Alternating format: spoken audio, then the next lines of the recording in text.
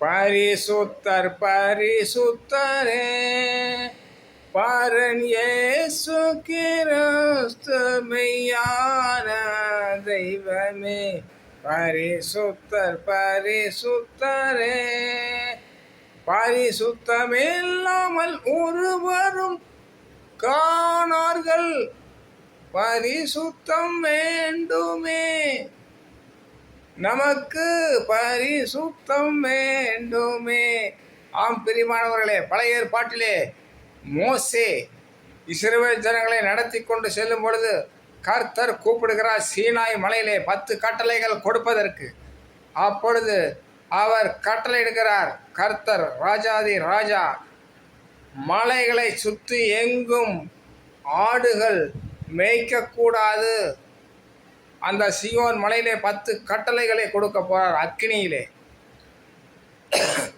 அதே போல இஸ்ரவேல் ஜனங்களுக்குள்ளே யாரும் 3 நாளைக்கு சேரக்கூடாது, பரிசுத்தம் பரிசுத்தம் என்று. அப்படியாக ஏசப்பா ராஜாதி ராஜா கர்த்தர் சொல்லியிருக்கிறார் மோசைக்கு. மோசே ஜனங்களிடத்தில் அப்படியாக கட்டளையிட்டார். பிரியமானவர்களே, நாளைக்கு சபை ஆராதனை நடக்கிறது, உங்கள் பரிசுத்தம் எப்படி என்று நீங்கள் ஆராய்ந்து பாருங்கள்.